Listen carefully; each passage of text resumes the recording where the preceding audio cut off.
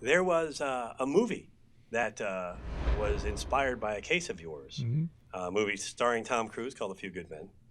And I love the movie. I mean, I've watched it a It's a lot. good movie. It's a good movie. Yeah. Tell us a little bit about how that all happened and what kind of impact that's had on your life and your career. Well, after law school, I went into the JAG Corp with the Navy. I was stationed shortly thereafter at Naval Air Station Oceana, and we had a call. This is back in 1986. That there were 10 Marines in the brig in Guantanamo Bay. They were all charged with attempted murder, and in real life, the guy didn't die. Okay. In the movie, though, the actually movie right. died, Okay. yeah. And they'd made confessions, and we were supposed to go down there and plead them out. The colonel was willing to make a deal because they were all good Marines. Sure. And there was only one defense counsel down in GTMO, so they had to fly 9 of us from all over the country down there to represent the kids. And none of us had tried a case before. So I was stationed at the Mac, close to the Mac terminal in Norfolk, and was the first one to fly down there.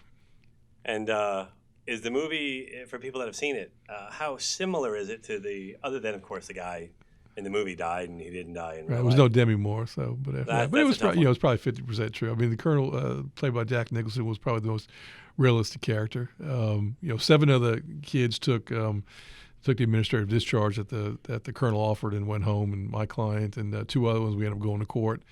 My client was found guilty of simple assault, ended up staying in the Marine Corps. Matter of fact, unlike the movie.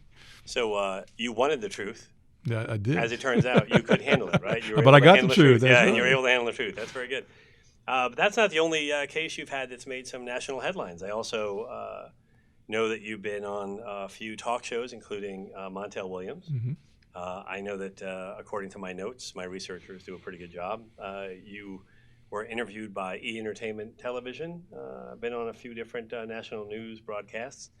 Do big cases sort of find you, or is it just one of those things? I don't know. I've been fortunate to represent some pretty good people that have been in some bad circumstances. Sure, so, maybe the fact that you do a pretty good job probably helps. Well, we do our best. I mean, and I think that's one thing that I learned from the case that became the movie For a Few Good Men. That when you undertake representation of a client, no matter what the odds, sometimes that's you're your client's only friend, and you got to be willing to go, the whole way with them. Sure. Tell us about your experience in the Navy, other than, of course, the famous movie. Mm-hmm. You were in the Navy. Right, I was on the Thank mobile. you for your service, by the way. You're welcome. Tell us a little bit about almost 4 years. I was on the mobile trial team in the Navy.